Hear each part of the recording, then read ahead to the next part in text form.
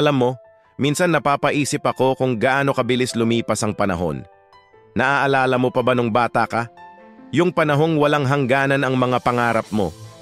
Pwede kang maging astronaut, doktor, presidente. Kahit ano, walang imposible noon, di ba? Pero habang tumatanda tayo, parang may mga pader na unti-unting tumataas.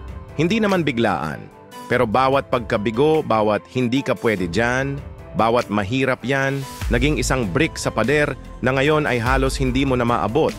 Minsan nga, napapansin mo na lang na tumigil ka na pala sa pangarap. Hindi dahil nawalan ka ng gusto sa buhay, kundi dahil mas madali na lang tanggapin na maganito lang talaga. Mas komportable na sabihing okay na to kaysa harapin yung posibilidad na mabigo ulit. Alam mo kung ano ang nakakalungkot?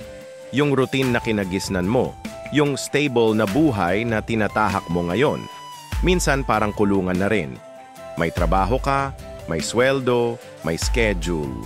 Pero yung ningning sa mata mo, yung excitement sa bagong araw, nawala na. Pero sandali lang, may gusto akong sabihin sa'yo. Yung pagkabigo, normal yan, parte yan ng buhay. Pero yung pagtigil sa pangarap, yun ang tunay na kabiguan. Kasi ang pagkabigo, temporary lang yan, may bagong araw pa bukas. Pero ang hindi na mangarap, parang unti-unti kang namamatay habang buhay ka pa. Isipin mo, yung batang ikaw noon, ano kaya ang sasabihin niya sa'yo ngayon? Yung batang puno ng pag-asa, walang takot mangarap, ano kaya ang gusto niyang marinig mula sa'yo? Hindi pa huli ang lahat, hindi ka pa huli, pwede ka pang mangarap ulit. Pwede mong buksan ulit yung pintong matagal mo nang isinara. Hindi man kaagad ngayon pero pwede mong simulan, unti-unti, hakbang-hakbang. Kasi alam mo kung ano ang maganda. Mas marami ka nang alam ngayon, mas matatag ka na. At kung dati ay puro pangarap lang, ngayon may kakayahan ka nang gawin ang mga bagay na noon ay imposible para sa'yo. Kaya kung naririnig mo to ngayon, ito ang mensahe ko sa'yo, gising na. Buksan mo ulit ang puso mo sa mga posibilidad.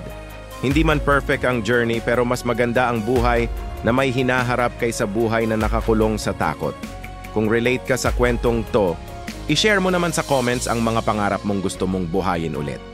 At kung gusto mo pang marinig ang mga ganitong usapan, i-subscribe ka na sa channel na to. Tandaan mo, hindi ka nag-iisa sa journey na to. Salamat sa pakikinig. Hanggang sa muli!